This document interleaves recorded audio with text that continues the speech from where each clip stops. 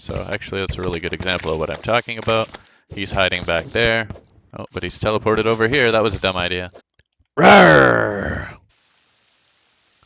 So this is the other thing that happened during my last episode when I was exploring the corruption and after I smashed the shadow orb and was looking for the meteor crash site. Enjoy! Okay, so even more interesting, I just got a message that a Goblin Army is approaching from the west.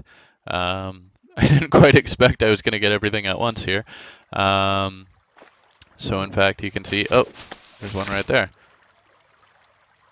I think that was the Goblin Sorcerer. Oh, they've arrived already. That was quick. Okay, so west, let's see. That's going to be from my left, so... that's interesting. I'm traveling east because I figure I'll want to be near my base. Oh, was that a summoner or something? No, wait, that's the sorcerer. Yeah, they teleport around.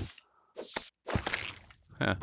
Okay, so that's the sorcerer. He casts those like flaming balls and he can teleport around and shoot them right through walls and stuff. I think that, I don't know if that was a peon. Yeah, okay, here's an archer. He's going to shoot me with arrows. Here's a thief. He's going to... He moves faster, breaks down doors faster. We got a lot of these sorcerers, but I guess being out, actually it seems like being out in an open area is good if you're strong enough. Okay, those must be warriors, because the warriors are supposed to be a little bigger, move a little slower. Yeah. Okay, well the archers, okay, 10% cleared. Come on, goblins. What do you got? What do you got? Yeah, I guess I'm strong enough at this point. You know, I kind of waited a long time, as you may have noticed if you were watching my other videos. I kind of waited a long time to do things like go to the corruption. I built up my armor a lot and that kind of thing. Oh, yeah, and you can see these archers actually take a second. They kind of pull their bow back and draw and stuff, so you can actually interrupt them before they do their thing. Okay, a little peon here. Those are the weak little guys. Oh, okay, that's a warrior. See, he's, big and scary. I'll just sit right behind this ledge. Oh, that's not quite going to protect me. Just, don't really want this archer beating me up, so I'm going to take him out.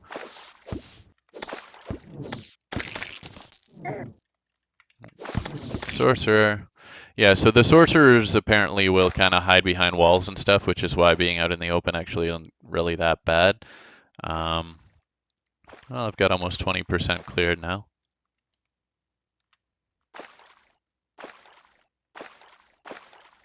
I wonder what my sand gun will do.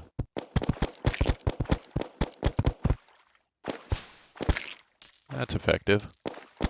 As you can see, this is a good example of what I was talking about in my last episode, though. It makes things a little messy. Definitely effective. I can even kind of build with it. Defensive fortification.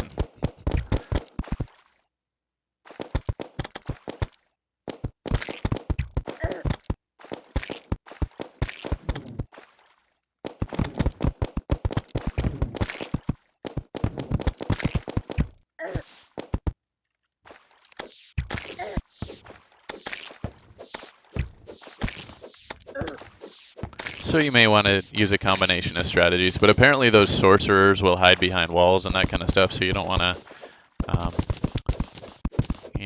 necessarily be in an enclosed space where they're going to be able to fire right through the walls like that. So actually that's a really good example of what I'm talking about. He's hiding back there. Oh, but he's teleported over here. That was a dumb idea. Alright, let's take these guys out. But you can see I'm getting hurt a little more now because they've got, places to stand too. Having the big wall there is actually not helpful.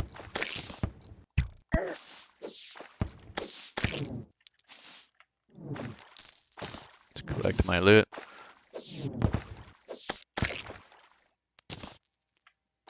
So yeah, I'm gonna kind of mine some of this out while I'm waiting for them to get back here. I'm gonna want to take down that wall. Mr. Gorbachev, take down that wall. hitting them with my pickaxe. But, you know, the archers aren't that strong, especially since they can only shoot if you don't interrupt them shooting. Alright, I'm gonna have to kill some of these guys.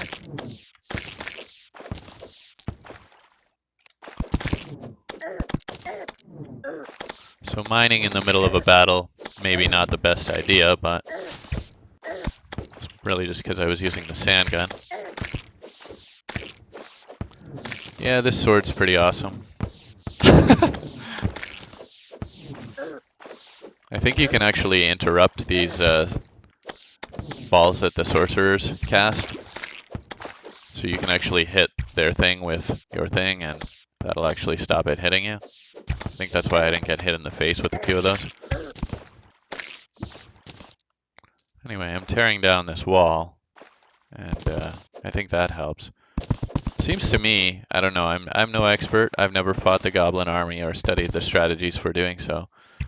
But seems to me that being out in an open area is actually useful, as long as you're strong enough to take them on head on.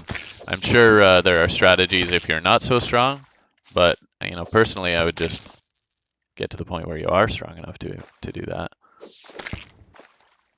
Let's just go to the village and see how that goes. There seem to be a lot of them gathering this way. Thought they were approaching from the west, but obviously they come from both sides just the same.